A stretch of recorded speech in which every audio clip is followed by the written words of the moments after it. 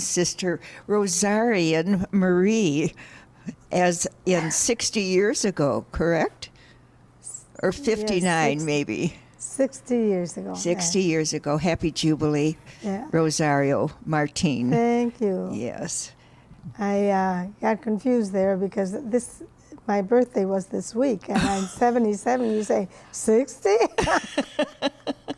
77. Well, congratulations, Right. too. Thank you. That's to be celebrated.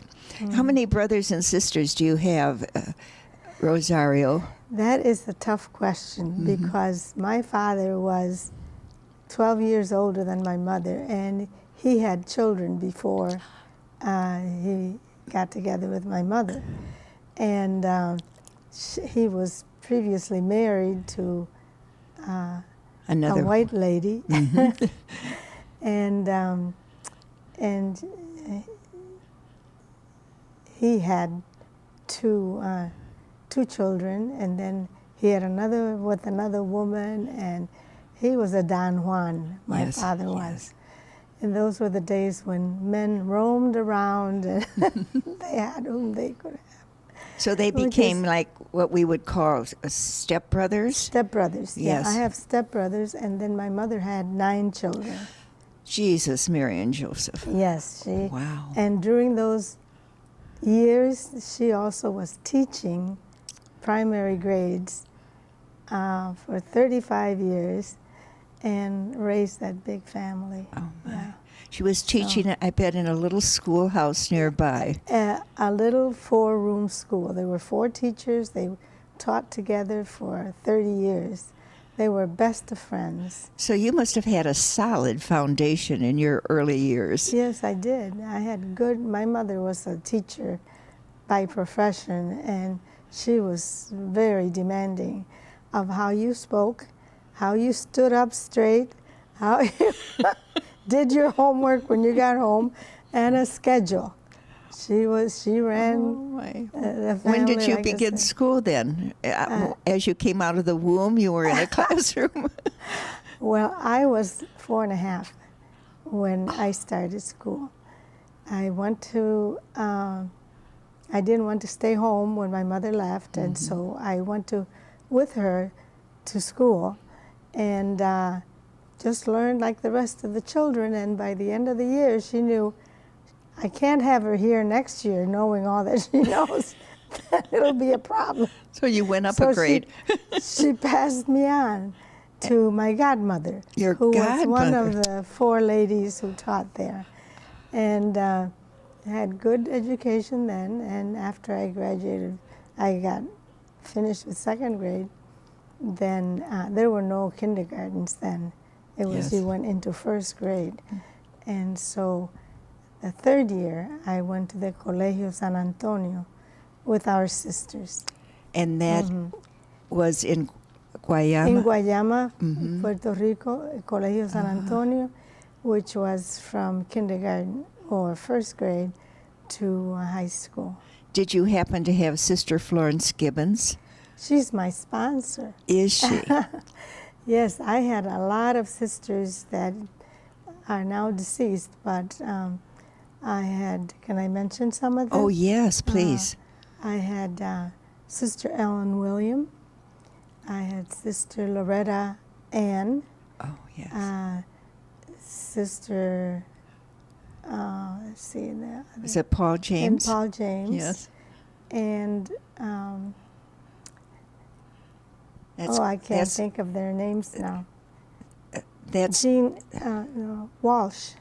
Mary Jean. Mary Jean Walsh. I bet she was the principal. And Noel Kelly was there.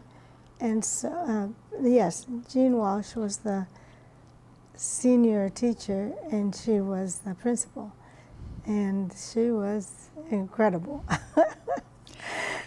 Well, the mystery for me is how could you leave the beauty of Puerto Rico? And what does Puerto Rico mean? What is the land called? Oh, Puerto Rico is called La Isla del Encanto, the Enchanted Isle. It's beautiful, and I I didn't imagine what it would be like because I had never slept out of our home. Nor had you left Puerto Rico. I left Puerto Rico before. But my vocation was so strong that I didn't think about any of that. I just knew that I had to go, and whatever would be, would be. From the enchanted land to the cornfields. Well, this is beautiful too. Yes. But I miss the mountains and the sea a lot. It was, I kept thinking, where are the mountains? All you see is, no hills? No hills? No hills, no.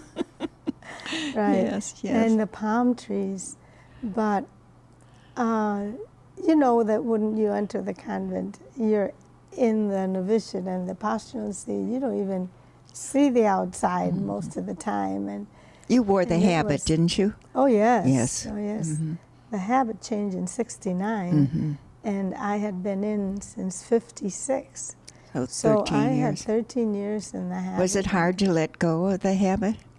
Not at all. Not at all. Not at all. Especially since I was, after that chapter, I was going to Puerto Rico. And I had gone to Puerto Rico during the last, 9 years, a week at a time. And we just roasted in those habits during that week and of, home visit. And I thought, I could never go to Puerto Rico with the full habit.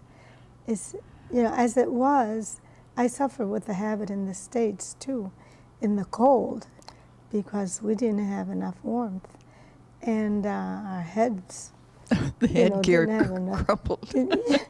No, and the air went through here, and you got all that air in the headgear. It was...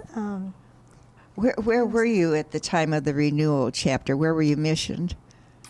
Well, I was in Chicago, and I was at Rita's, St. Rita's. Oh, no, I was in Rockford the day of the time of the chapter. Because I was at Rita's for 1 year, and Sister Helen Patrick came and got me because she said her Spanish teacher left in the middle of the year, and she needed somebody who could teach all 4 years. And so I thought, well, she's in a real situation there. She was so upset about that. And Sister McLean, what was that? Helen McLean? Helen McLean. Yeah, she was my Helen principal. Thomas. Helen Thomas. She said, well, you have to ask her if she will be willing. And I said, sure. What can you do? But from first grade to high school, it was a little different. You were missioned at several places in the Chicago area, though, weren't you? Yes, I was at Columbanus for 4 years. That was my first mission. And then I went to Homewood and was there for 5 years. That's where you met Susan Conley and Weeks, isn't it? And that's where I met my good friend, Yeah, Susan. very good friend. Oh, yeah. We were friends for 50 years. Yeah. And then it was St. Rita's. And then St. Rita's, and then Muldoon. Muldoon, was that in St. Charles? Yes. Yeah.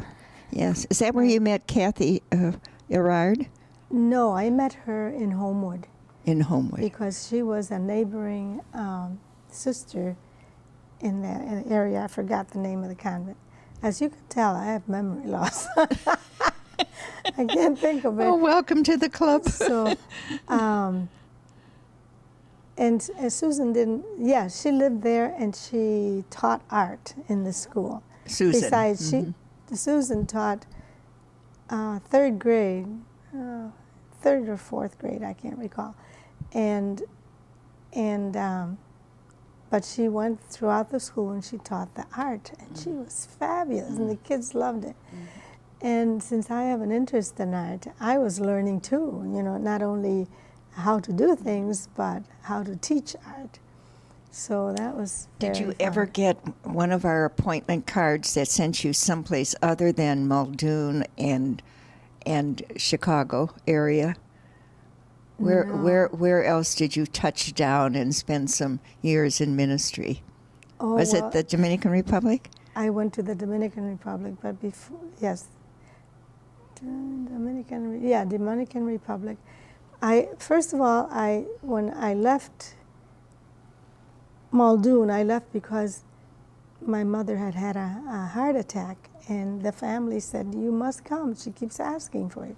So I had to inquire from our Mother General, Sister Genevieve, that I wanted to return to the islands because I had never been back since '56, and this was '69, and so she made arrangements for me to go there. Beautiful. And I was there 1 month before my mother died, which was wonderful. What a She was in blessing. the hospital all the time. And what was your question? Yes.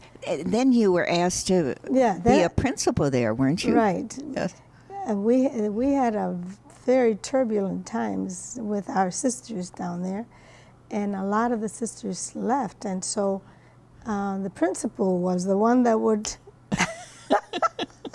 Was that in Guayama? In Guayama, 3 Oh my! in a row, and 1 year after the other. So when I got in, I said, I can't leave after a year. I have to stay at least 3.